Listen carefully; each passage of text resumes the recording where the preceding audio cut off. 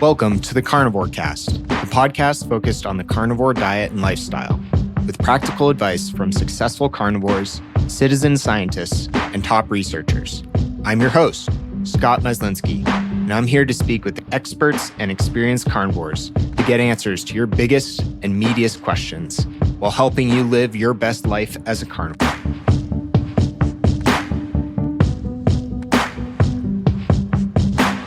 This episode is brought to you by the Carnivore Bar. It's an ancestrally inspired meal replacement bar with real clean ingredients. Zero carb, high fat, just meat. It's only made of beef, tallow, and salt. And for crazy carnivores who don't eat salt, you can also get them unsalted. It's shelf stable and it's portable and convenient.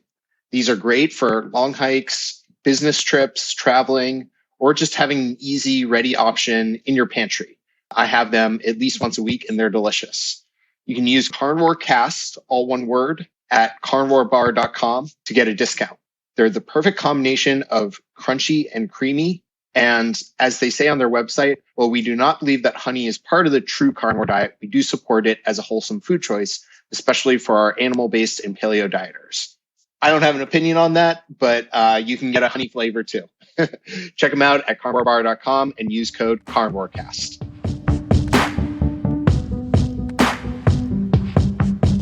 Dr. Norm Roblard is the founder of Digestive Health Institute, a gut health expert, author, and microbiologist. He's the creator of the Fast Tract Diet, Fermentation Potential system, and author of the Fast Tract Digestion book series and publisher of the Fast Tract Diet mobile app.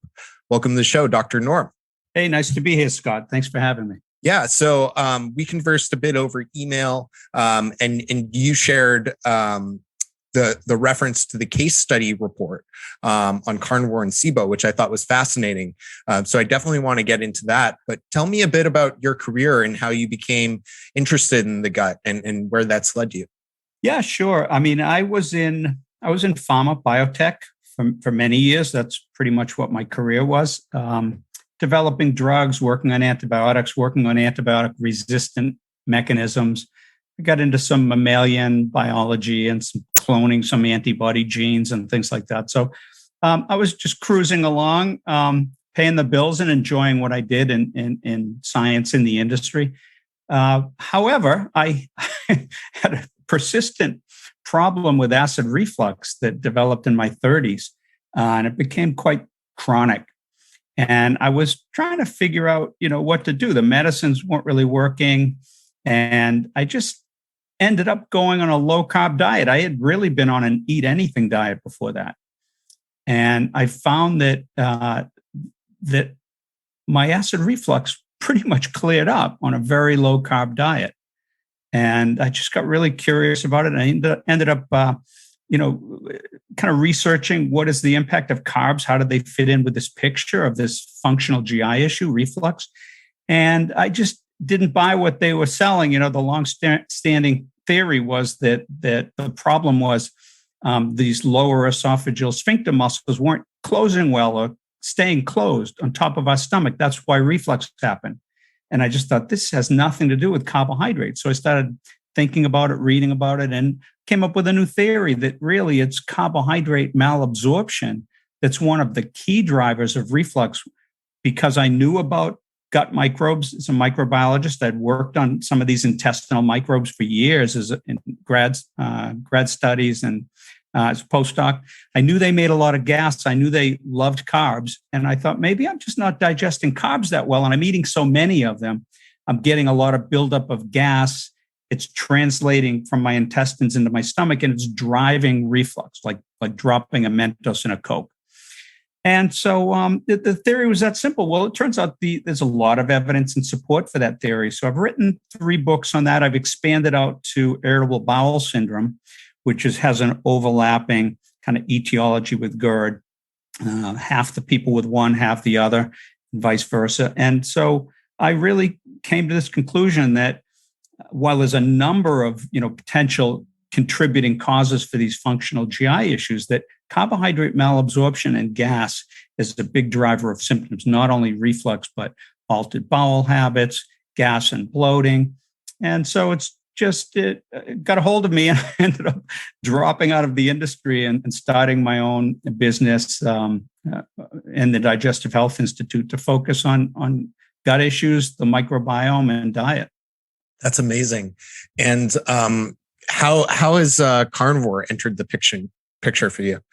Well, it's I gave a talk out at SIBO a couple of years ago, and I was really trying to make a couple of points. First of all, that a diet that reduces fermentable carbohydrates, and I say fermentable because if you consume a lot of glucose, dextrose, it's absorbed really quickly in the early part of your digestive tract and may not cause that many problems, but more complex carbs or hard to digest ones like fructose, lactose, resistant starch, fiber, and sugar alcohols are hard to digest or impossible to digest, very fermentable, and can cause a lot of symptoms. But people were saying, the diet really only helps the symptoms with these conditions. That's what everybody's been saying.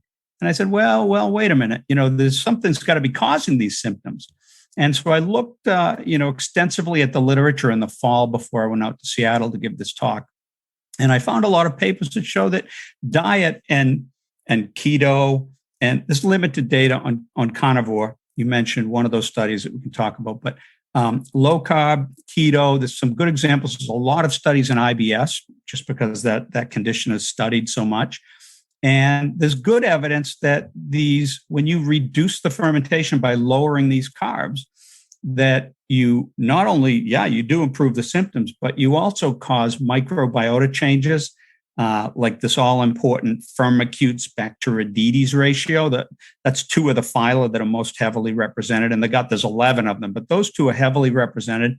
Shifts that ratio. It reduces short-chain fatty acids. It reduces the gases. You've got hydrogen, methane, and hydrogen sulfide. And so there is evidence that diet does more than symptoms. The other thing I wanted to do is debunk some ideas about fiber and fiber causing all of these, problems. And not protecting you from all of these problems, protecting you from colon cancer, from constipation, and that if we didn't have fiber, we would starve our microorganisms in our gut. And so I spent a lot of time kind of debunking those, like fiber and colon cancer. That's been debunked. The Fuchs study in 1999, Male Health Professional in 1994, the Fukuoka study in 2010.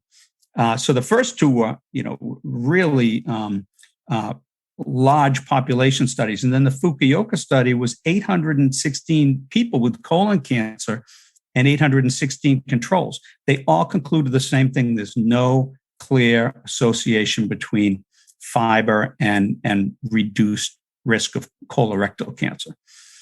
So, in the mix somewhere, I think carnivore kind of creeped in because, when I came up with a fast tract diet, for that Seattle talk, I created this kind of continuum that the fast tract diet is really a system that quantitatively limits fermentable carbohydrates, right? So I put this continuum in place. And on the one end was plant-based high fiber diets with prebiotics. That's all that fermentable material, right? Then the Western diet, it's got a lot of crap in it, but maybe a little less fermentable material. You've got the FODMAP diet, low carb, and then keto, progressively cutting back on these carbohydrates. The elemental diet, as I mentioned, it's high carb, but that's glucose. That's different. And then the carnivore diet is next. And the only thing that has less fermentable material than the carnivore diet is fasting. So I guess carnivore takes the crown there in terms of less fermentable material. Yeah. And do you think, why do you think there is such focus in the kind of gut health space and research, a lot of studies focusing on the role of fiber and the emphasis of fiber to create healthy gut bacteria? Yeah, I think it goes back to the early observations of who's the fiber guy there, Burkitt, right? He went to Africa. They consume more fiber. He didn't notice as much colon cancer. And so he came up with this idea that maybe fiber was a cure for everything. And so we talked a little bit about those 3 major studies that really debunk any protective role in colon cancer. But several other things have persisted. This idea, and by the way, a lot of these studies that support fiber are either observational studies or done in mice. So there's a little caveat there. But they've come up with all of these ideas, and some of them were done in mouse models, some like a knockout IL-10 model where it's a very inflammatory state in these mice and so forth. But so some of the things that came out of it, this effort was that if you didn't have fiber, you would starve your gut microbes. And that's just not true on so many other levels. The guys on the all meat diet, I'd like to talk about that one for a while today. They seemed fine after a year. And there was a follow-up microbiota study on them, by the way, on these 2 guys, Stephenson and Anderson, and a third guy. Before and after their all meat diet, they actually analyzed their microbes, and it's an incredible study published in 1931. But here's the reason I don't believe this thing about starving the gut microbes. First of all, these gut microorganisms, somewhere between 10 and 100 trillion of them in our gut, from 11 different phyla, hundreds of different species, very complex. They co-evolved with us. And their primary role is to prevent starvation. So how do you imagine a system that evolved to prevent starvation not being fairly robust when we're calorie deprived? So I just don't believe it from that standpoint. Also, we know a lot more about these gut mucins. There's mucus that coats our digestive tract. And it's comprised of some 20 different mucin molecules. They're highly complex. They have these protein backbones, but they're heavily coated with sugar molecules, sulfated glycoproteins, nitrogen, sulfur. It's a complete food source for microbes. And it's a lock-in key mechanism. So mucin feeders like Akkermansia muciniphila, Faecalibacterium prausnitzii, some of the Bacteroides, they know how to unlock this energy, and they can cross-feed the other microbes in the gut. So there's a mechanism in place when we're fasting or when we don't supposedly get enough fiber. They can be fed. And microbes, many of them do quite well on proteins and some even with fats. So there's other sources. And then we consume a lot of fermentable material beyond fiber. You might call it animal fiber. The oligosides and lactose and milk, collagen, chondroitin, things from tendons and bones, skin, cartilage, kind of like what feeds the microbiota of a cheetah. And then lastly, this FP calculation I developed that quantitatively measures how much fermentable material is in any food. I used it to just look at a typical day on the Western diet. And we're getting over 100 grams of fermentable material each day. And that's above and beyond the 14 grams of fiber that we consume on average. So there's a lot of fermentable material in our diet. There's fermentable material in animal-based foods. Fats and proteins can feed the microbiota. Gut mucins can feed them. And they evolved to prevent starvation. So I just don't buy that one. People have also talked about reduced short chain fatty acids. These are the end products, the fats that bacteria make. And sure, some of them are good, like butyrate feeds our colonocytes, the cells that line our colon. But here's the thing. On a low-carb diet, these short chain fatty acids that they tend to measure do go down. However, you're measuring them in a stool sample. So you're still measuring more than our body actually needed. You're measuring what we're getting rid of. And then also the Turnbow study, David and Turnbow, 2013, they put people on an all-meat diet for a week or a plant-based diet for a week. And they found that the people on the all-meat diet, and it was a crossover. I think they did a washout and then switched. But on the all-meat diet, they made more short-chain fatty acids, but instead of things like acetate and butyrate, they produced more isovalerate and isobutyrate. So there's a difference, but isobutyrate works fine for colonocytes. Interesting. And what can you talk a little bit more about the case report study? I think it's really interesting about I think it was 7 individuals who had SIBO, who were basically put on a carnivore diet. You sent me? If you're like me, carnivore has helped your digestion a lot, but you may still have some lingering problems. You may have gas, bloating, may have constipation. Many people on the carnivore diet still experience some of these things. Masszymes is a supplement by Bioptimizers, which can really help. It's an enzyme that improves digestion, reduces gas and bloating, and provides relief from constipation. I take Masszymes most days with my breakfast because as our body ages, it produces fewer enzymes, so it becomes harder to quickly digest and assimilate food, particularly large amounts of fat and protein like we have on a carnivore diet.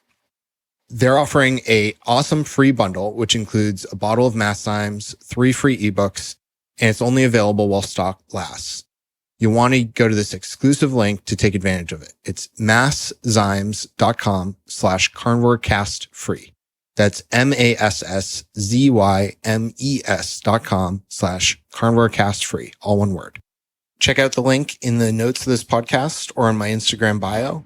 And thanks for supporting the show. Yeah, so that paper is still kind of in preprint form. Yeah. But I did reach out to the author, a grad student in, where was she? Somewhere in Northern Europe. And she said that, they haven't had that much time to work on it, but they're still trying to get it published. But this, I don't have the paper in front of me, but they looked at a small number of people. It's a case report study. Most of them had high hydrogen levels, right? The certain bacteria that ferment carbs and produce hydrogen. And then these archaea organisms can take that hydrogen and produce methane, and sulfate-reducing bacteria can take that hydrogen and produce hydrogen sulfide. They're focused on kind of the hydrogen producers in the group, but there were some that produce methane. And what they found that these people were positive by what they call a lactulose breath test, right? You blow in a tube and it measures gases and it measures hydrogen and methane. There's a new one that measures hydrogen sulfide as well. But in this case, they measure hydrogen and methane. And we know those are produced by microbes in your gut that produce them. Then they absorb into the bloodstream and then they're exhaled through the breath and you blow in the tube. So when you measure those, go back to the lab and measure those, you're measuring what the microbes in your gut produced, because humans don't produce hydrogen or methane. And what they found is these people, right, people that have a lot of symptoms, IBS and other functional GI issues, have SIBO, small intestinal bacterial overgrowth, and high levels of these gases. And they found that after being on this carnivore diet for, what was it? Several weeks, it might have been closer to a month, I forget offhand, but that they resolved these breath tests were negative afterwards. Yeah, I think it was up to 6 weeks. 6 weeks, yeah. So there, it's a case report. It's not technically published yet. It's a preprint, so it has to go through peer review. But I do think it's an early indication. It makes scientific sense that you don't have as much fermentable material in an animal-based diet. And you should expect that these microbes will be, won't grow as much. They won't produce as much gas. In fact, we see the same thing in that follow-up study. I'm dying to talk about this Wilhelmer, Stephenson, and Anderson follow-up study. But in the follow-up study, I'm just going to give you a little preview there. They also found that even though all of the bacterial types, and they were doing classic microbiology, some very good microbiology, but that all the types were represented, but the bacterial counts were markedly decreased by 50%. And the fermentative organisms, right? So those are saccharolytic microbes that ferment carbs, right? Like lactic acid bacteria, streptococcus, acidophilus, bifidobacteria, and enterococcus were all depressed. And so those are the saccharolytic gas-producing, some of those gas-producing microbes, and they were all reduced. Now, by the way, it did come back when they went back to a quote, normal diet. Yeah, I found it a really interesting report, and I'll link that for the listeners to check out as well in the show notes. You wanted to talk more about the Stephenson follow-up study? Yeah. Well, yeah. So, and the basic story, right? Stephenson and Anderson, and you guys probably talk about that a lot in your area.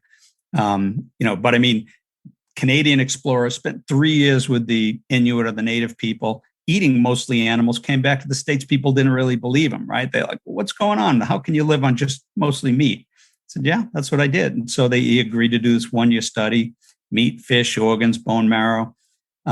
Stephenson ate some eggs. Anderson didn't, I guess, but no milk, sugar, or starches.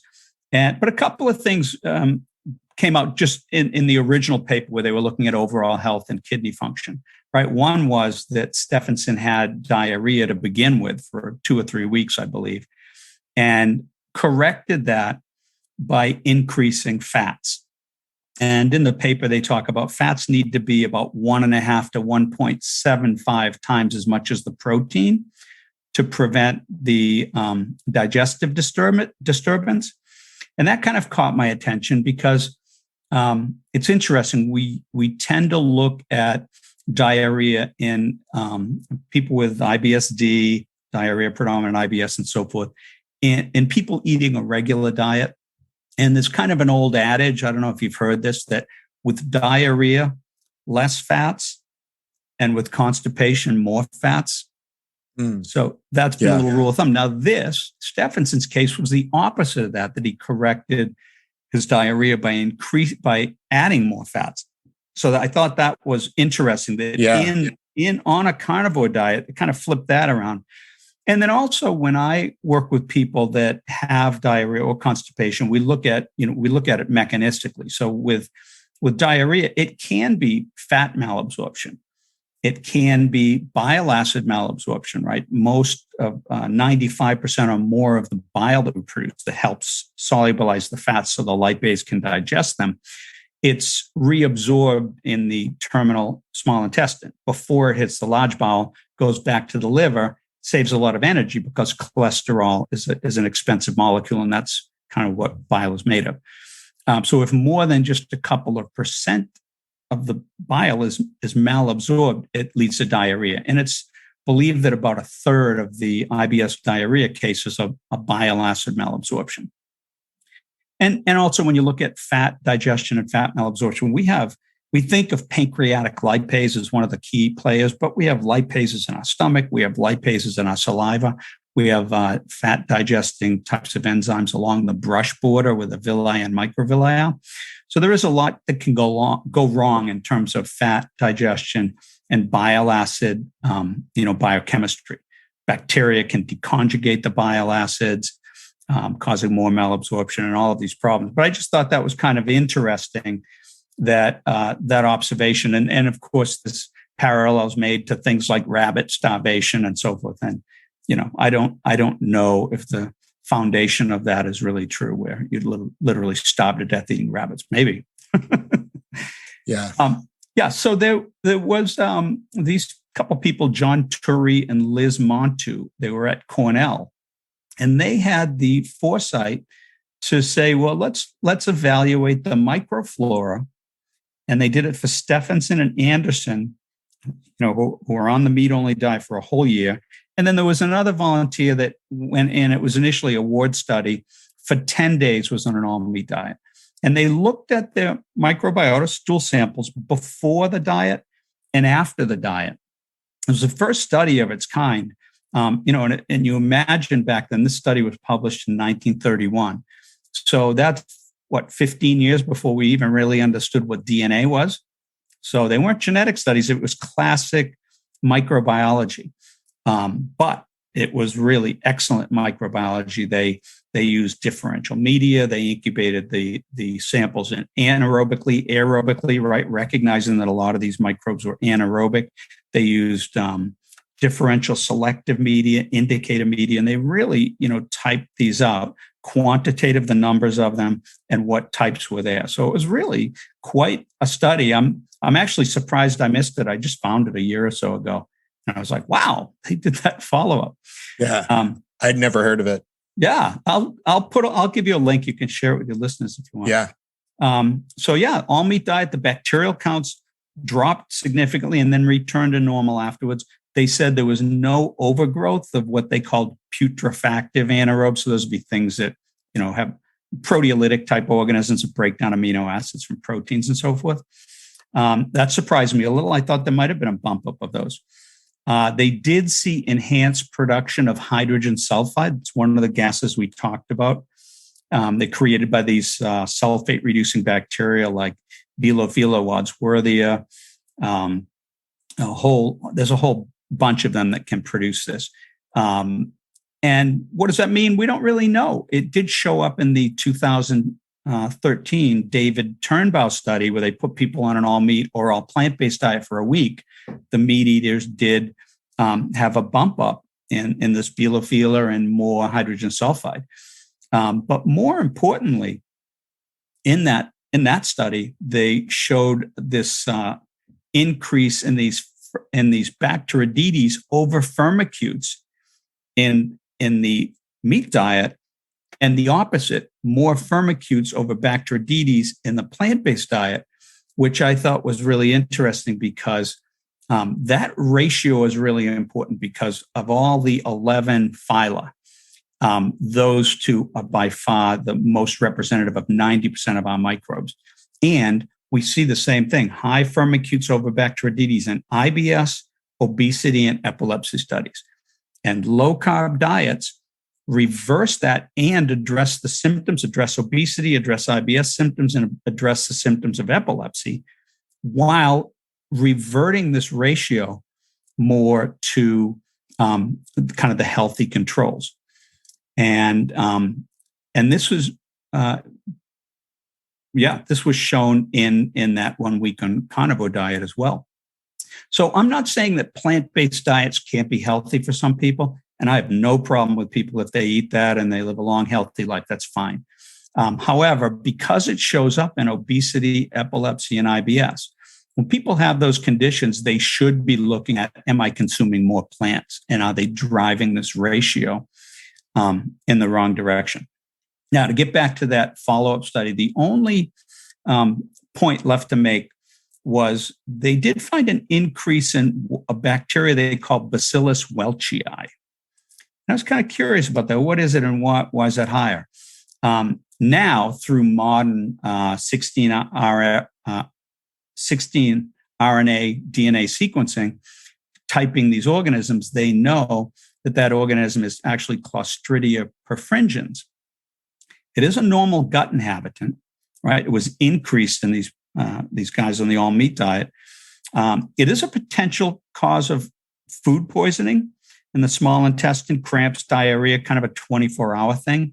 It's also found in raw meat sometimes, contaminated raw meat. And it does tend to increase with age. So that's where I left things. My next step was I really wanted to look at some of these centenarian studies to see people that live over 100. There's the idea that they might have a robust and healthy microbiome, and that's why they're able to live so long. And I just wanted to see what the levels were there. So it is a normal gut inhabitant, and it's important to remember that Stephenson and Anderson were healthy for a year on that diet. But it's just kind of something to make a footnote on to, do a little more work on. Yeah, that is super fascinating to hear you talk about the different bacteria. And one thing that's thrown out a lot is probiotics for creating more bacteria. Can you talk about, maybe where people should be educated on that and some things to be careful about when just like blasting yourself with different probiotics? Yeah, for sure. I mean, there is the idea out there that if you have these functional GI issues and say you've been diagnosed with SIBO, right? Why would you take probiotics? Because you're kind of adding bacteria when you already have this overgrowth. And that's pretty much the prevailing view.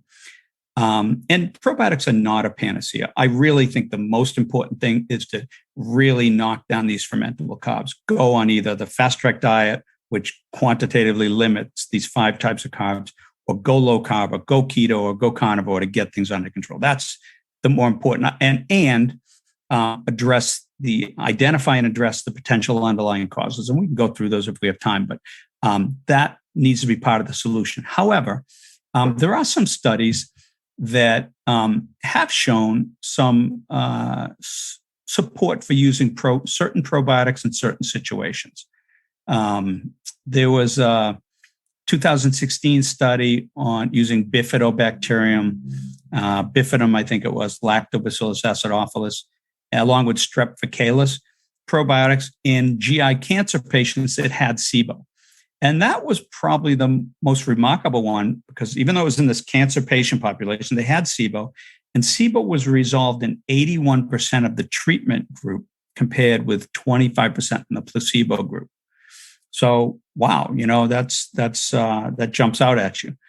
There was a study, 2014 study, similar strains, but instead of Strep faecalis, Strep thermophilus in SIBO on liver disease patients, 24% improvement with the probiotic group, but none in the control group. There was 2020 study using Saccharomyces, that's a fungi, Saccharomyces boulardii, with or without the antibiotic metronidazole. And they were both around 25, 30% effective alone, but almost double that when you combine them. So it was almost like there's a different mechanism of supporting SIBO with this Saccharomyces versus the antibiotic. And then finally, 2009 study, 40 patients with diarrhea and other symptoms were given Bacillus clausii, one of the firmicutes, but Bacillus strains can make kind of some of their own antibiotics. So it's been thought that might help. And sure enough, they had a 47% SIBO eradication rate, even though in that study, that was a letter to the editor. So there's not so much detail on it. And then lastly, everybody tends to ask about constipation because that's one of the more challenging conditions to treat. And a lot of, especially if you have high methane producing microbes, methane slows transit, it's more constipating. But there was a study on 20 patients with constipation that had high methane with the probiotic Lactobacillus reuteri. And they did find an increase of 2 bowel movements a week, which for somebody that's constipated, you've got to appreciate every one. And also a reduction in their methane levels. So there are some studies that I think show some possible help for probiotics, but I just don't think they're enough alone.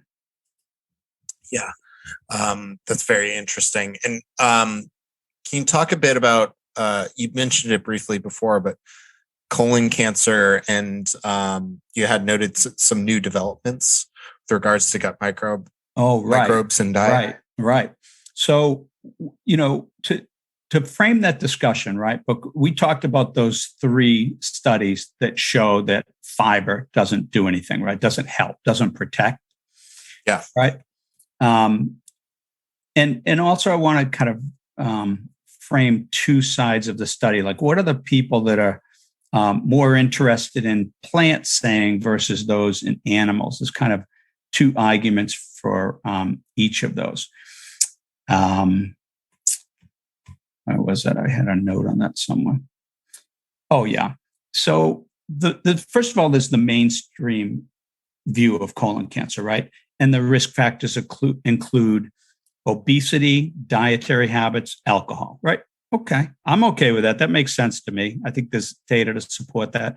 And then here it goes: excessive red or processed meats. Okay. Yeah, so I don't know your position, but some people might say, okay, I'll watch the processed meats, but the red meat data is pretty terrible. Yeah. And then the other one is low dietary fiber. And we already debunked that one, right? There's also agreement that the microbiome is likely involved. This study's on Fusobacterium nucleatum, C. diff, H. pylori, and some connections with cancer there. But on the plant-based side, they tend to look and say, okay, well, you've got to watch those meats because don't forget N-nitrosamines, aldehydes, heterocyclic amines, heme iron, et cetera, i.e. meat, right? That might be the biggest driver of colon cancer. But I don't think the evidence is that great for it. On the other side of the coin, there is growing evidence that dietary carbohydrates and butyrate producing bacteria are linked to colon cancer, both in mouse and human studies. And again, if you're interested, I don't know if you post show notes or whatever, but I'll give you some links to these studies. People can have a look at them. Yeah. More importantly, there's a mechanism. There's a proposed mechanism for this: carbs leading to butyrate, leading to colon cancer. And it comes from Alberto Martin, a researcher up in Toronto. We know that keto or animal-based diets lower butyrate, while plant-based diets promote more butyrate-producing bacteria. What Martin found, and he started out looking at this mouse model. It's a mismatch repair deficient mice. And so it's a mouse model, and they're genetically compromised in their ability to repair mutations, right, that can lead to colon cancer. However, the same mutation in those mice is present in 20% of human colon cancers. So there's some relevance there. What he found was interesting because these mice on a regular high carb diet, their colon just fills up with tumors. But he could mitigate that with antibiotics to knock down the bacteria, or keto. Both of those would ablate the effect, literally knock it right down. And also noticed that it worked by reducing these firmicutes, right? We've talked about firmicutes over Bacteroidetes, and these firmicutes are major butyrate producers.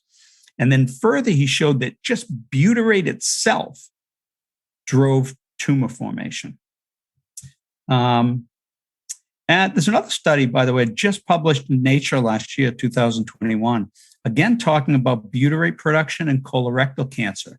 But in this case, flagging a specific organism called Porphyromonas gingivalis. And I don't know if that's familiar or not, but that also has been linked to Alzheimer's and dementia with P. gingivalis periodontal disease. You get this bacteria, this anaerobic bacteria down in your gum. So they're saying that they believe this Porphyromonas species invades colorectal cancer tissues, increasing butyrate and inflammation. And also they were able to ablate the effect in mice when they damaged the butyrate genes, the genes the bacteria need to make the butyrate. So, and they made a strong statement in that study. They said, our data revealed that the aberrant increase of these butyrate-producing bacteria in the colon is likely to be causally involved in colorectal cancer. So that's, I think, another reason I started to think about, okay, so why are people saying fiber is protective if all of this fermentation seems to be driving it, right? And sure enough, those 3 studies we talked about, really, there is no protective effect of fiber for colorectal cancer.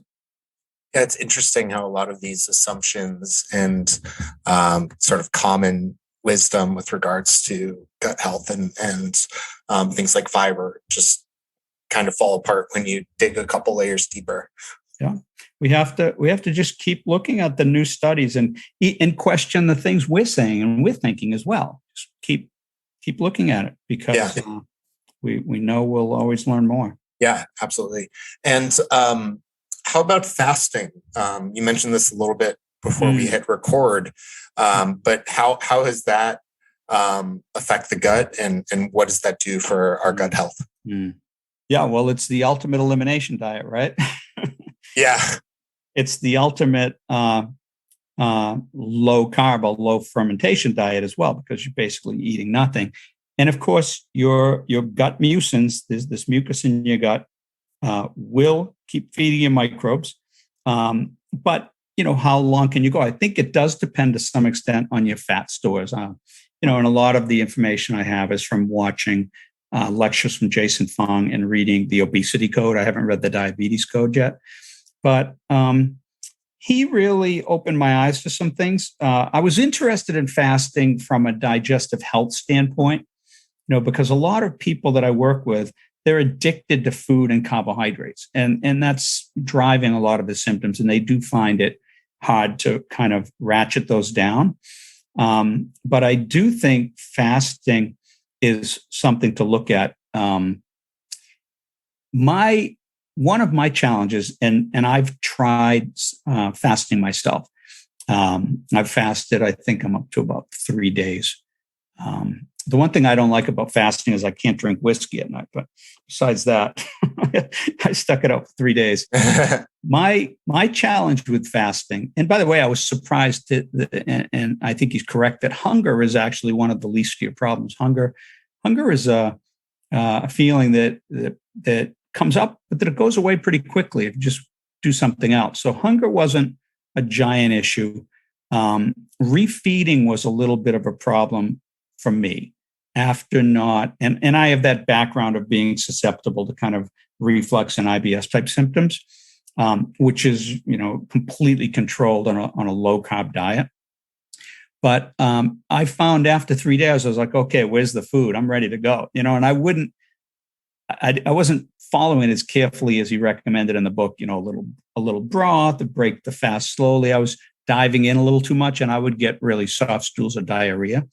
So I think the refeeding part is one that I'd want to work on a little bit more, and with my clients as well, if and when I recommend prolonged fasting.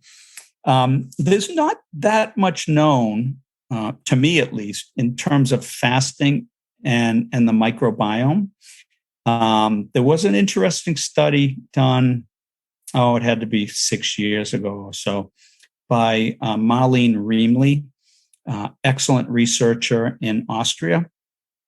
And she fasted people for a week and then looked at their microbiome before and after. And what she found was an increase in diversity of gut lining associated bacteria. And those are believed to be the ones that are kind of more important, right? We talked about some of the mucin feeders like Akkermansia mucinophila, Faecalibacterium prausnitzii, Bacteroides theta iota omicron, and maybe Bacteroides fragilis. I'm not sure if she included those two in her analysis, but in general, the mucus associated, the gut lining associated microorganisms that are very important, the diversity of those increased, which makes a little sense that those would be the most survivable, that they wouldn't go down because they're the ones that can feed on the mucus and they cross feed the other microbes.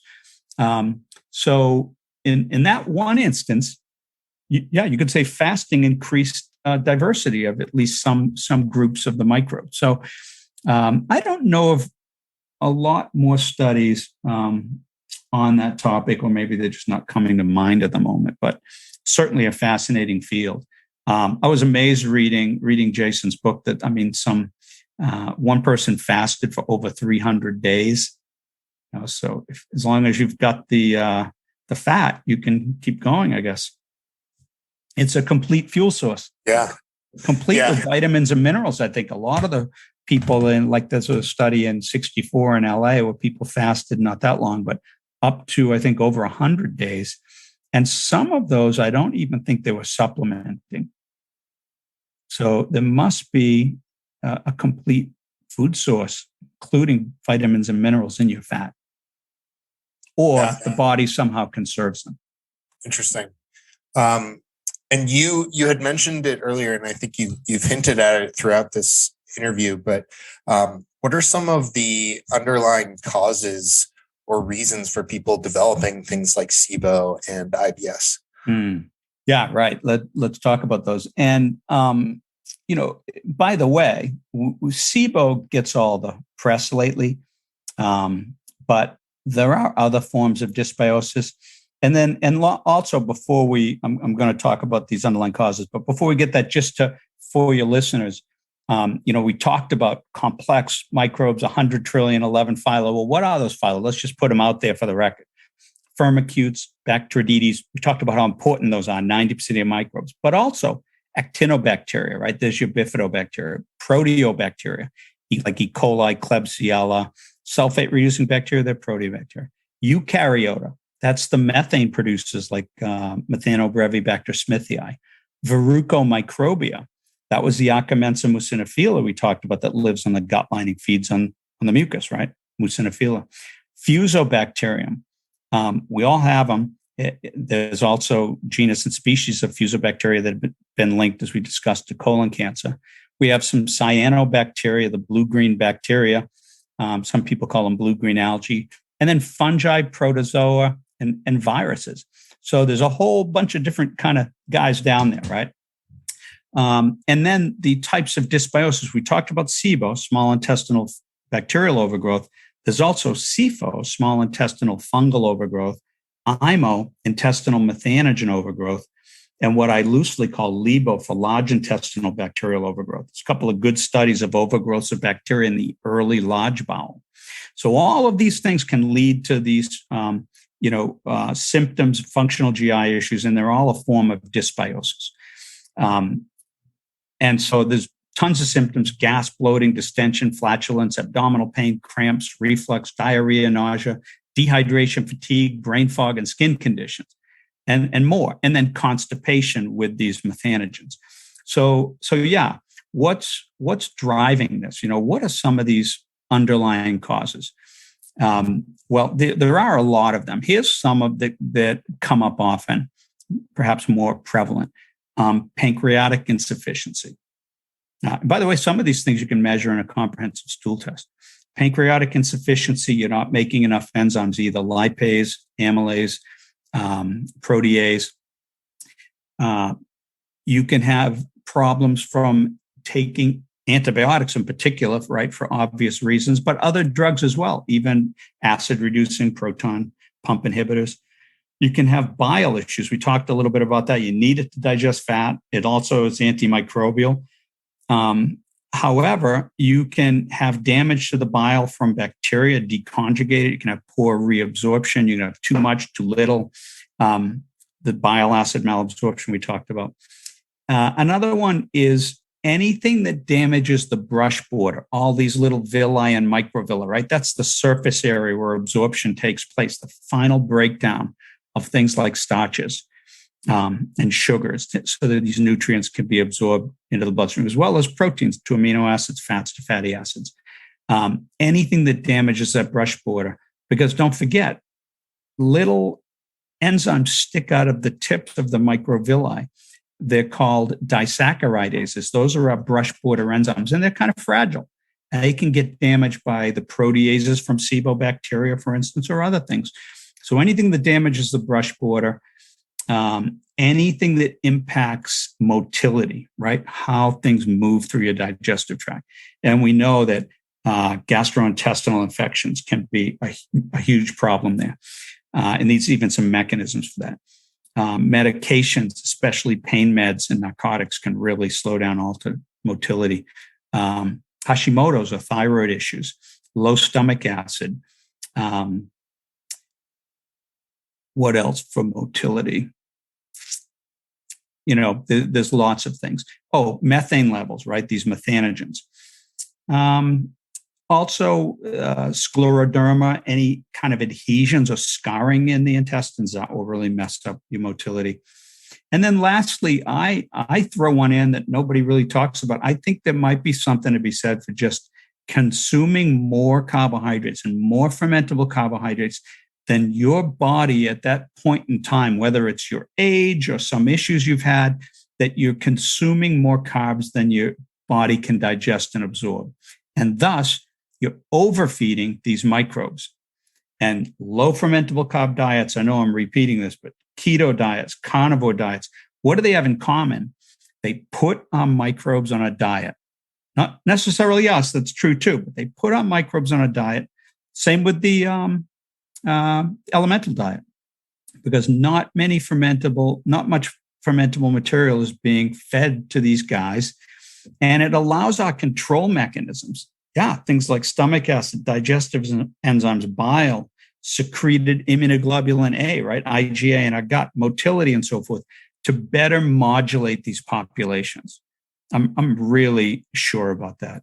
There's a reason that if you look at all of the therapeutic diets for these functional GI issues, they literally, every one of them somehow limits fermentable carbohydrates. The low FODMAP diet is another example. And I'd love Dr. Norm to touch on the Fast Tract Diet. What is that, and what is the rationale behind it? Yeah, so I told you a little bit about my story, right? That initially I came to this conclusion that wow, these carbs are killing me and they're driving my reflux, and I also was having some respiratory issues, some IBS issues, and that straightened them out. So that could have been it. Call it a day. Go low carb. But I was hanging out with this guy, Dr. Mike Eads at the time. The guy, he and his wife wrote Protein Power, Mary Dan Eads. And he had written about GERD and low carb. And so I had sent my book to him, and we got together with him, and he was very supportive of this idea about why, this mechanism of carbohydrate malabsorption, gas, and reflux. So he was helpful to me as a new kind of author starting out. But he asked me a really important question way back when. This was 2005 or 6. He said, which carbs are worse? Wow, never really thought about that. Which carbs are worse? And so it was easy to get that list together. Lactose, fructose, resistant starch, fiber, and sugar alcohols, and certain oligosaccharides of fructose and galactose. Those are the ones that are hard to digest and fermentable. That was the easy part. It took me 2 more years to come up with the Fast Tract Diet idea, because I didn't have any way to turn that list into a diet. What will people do if you say stop eating these 5 types of carbs? Just go low carb, maybe, because it's too hard to figure out. They won't know what. How many carbs are in this piece of pita bread or this apple? So I needed a way to make it quantitative and easy for people to understand, a point system. And I kept coming back to this idea of the glycemic index. And I kept thinking that does measure how quickly carbohydrates go into the bloodstream for any food. There must be some way to kind of turn it around. And it would pop into my mind from time to time. And finally, I came up with a way to rearrange the glycemic index equation. So instead of measuring how quickly carbs were going into the bloodstream for any food, it would measure how many carbohydrates were staying behind. And that's why I called that FP, fermentation potential. And it's a rearrangement of the glycemic index equation. So and we use that in the book, and some tables in back. Both books is one on heartburn, one on IBS, the Fast Tract Digestion books. But more importantly, it's a tool in the Fast Tract Diet mobile app. So we list some 1,200 foods. And so when you add those to your meals and so forth, it will calculate those points for you. You just put in your serving size. So, it was painful. Maybe it seems obvious after I came up with it, but from nothing to finding a way to quantitate them, these types of carbs was, it broke my brain for a while. Great. Well, Dr. Norm, it's been an absolute pleasure. I've learned a lot from you. I'm going to be re-listening to this, and I'm sure the listeners have enjoyed it as well. Where can folks find out more about you? And I'll have links to everything in the show notes. Excellent. Yeah. Thanks, Scott, for having me on the show. People can find me on digestivehealthinstitute.org. They can buy the books. They can find the links to the app, which are, of course, are on Google and the iPhone store. They can contact me through the website for individual consultation. They can also go to our YouTube channel. We've been building out a YouTube channel. In fact, we have a 30-minute comprehensive video on SIBO coming out this week. The YouTube channel is Fast Tract Diet, TRACT Diet. And we've got some on a number of other things. Laryngopharyngeal reflux. It's a version of acid reflux that is been stumping a lot of people. So they can go there. And then also for a discussion, for help with other people that are on the Fast Tract Diet, they can go to the Fast Tract Diet official Facebook group. Excellent. I'll have links to all of those. And thank you so much for your time today, Dr. Norm. Thank you, Scott. Excellent. If you enjoy the show, please consider supporting the Carnivore Cast on Patreon. By becoming a patron, you'll help us reach more people and continue to create content on carnivore. There are also exclusive perks available, such as private Q&As, consultations with me, and more. Become a supporter at patreon.com/carnivorecast. Check the episode description for the link. Thank you, and I'll see you there. Thank you for listening to this episode of the Carnivore Cast. If you enjoyed this episode, please review on iTunes. It really helps us out. And share it with a friend. What questions would you like answered, or who would you like to hear from in the carnivore research community? You can find me on Twitter, Instagram, and Facebook at Carnivore Cast, or go to carnivorecast.com. You can also email me at info@carnivorecast.com. I'd love to hear from you. Until next time, keep it carnivore.